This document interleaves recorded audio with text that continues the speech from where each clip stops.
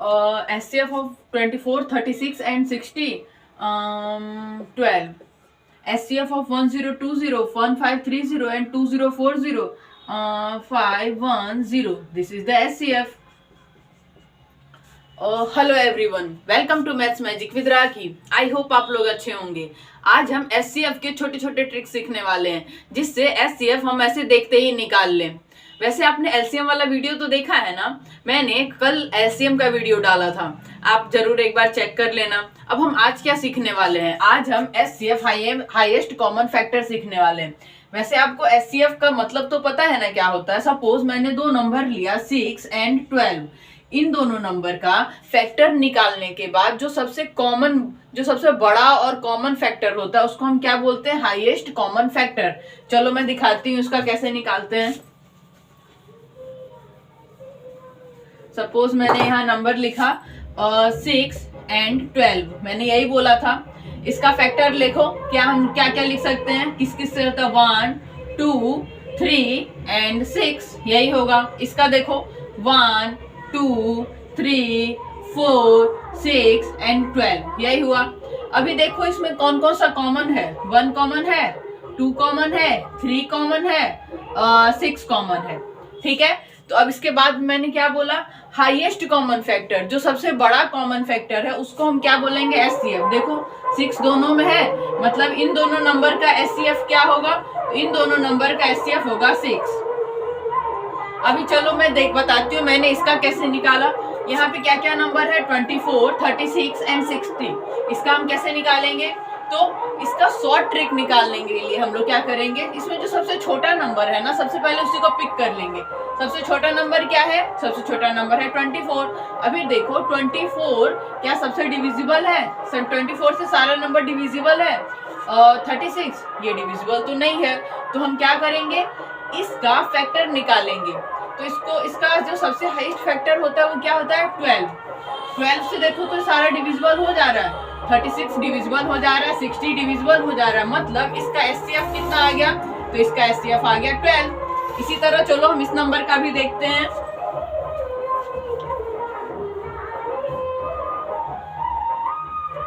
यहाँ पे मैंने 3 नंबर्स लिखे हैं, 10, 20, 1530 एंड 2040। इसका हम कैसे निकालेंगे, मैंने बोला जो सबसे छोटा नंबर है उसको पिक कर लो। सबसे छोटा नंबर क्या है, 1020, ये है।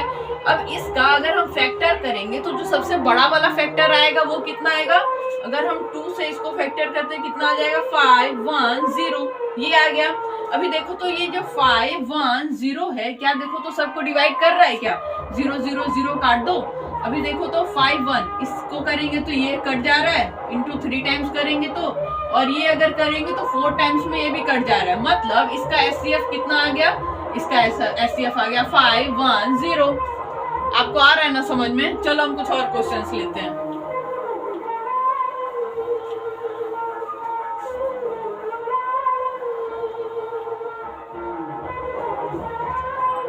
सपोज मैंने नंबर लिया 6, 12, 18। अगर मैंने ये एक नंबर लिया, इसका एससीएफ निकालना है, तो हम क्या करेंगे, सबसे छोटा वाला नंबर पिक कर लेंगे। अगर ये छोटा वाला नंबर बाकी के सारे नंबर्स को कट कर दे रहा है तो यही नंबर इसका एससीएफ हो जाएगा। देखो तो 6 से 12 कट हो जा रहा है, क्या हो जा रहा है, 6 से 18 कट हो जा रहा है, क्या हो जा रहा है, मतलब इस नंबर का जो एससीएफ है वो कितना आ जाएगा, वो 6 ही आ जाएगा। चलो हम कोई और क्वेश्चन देखते हैं।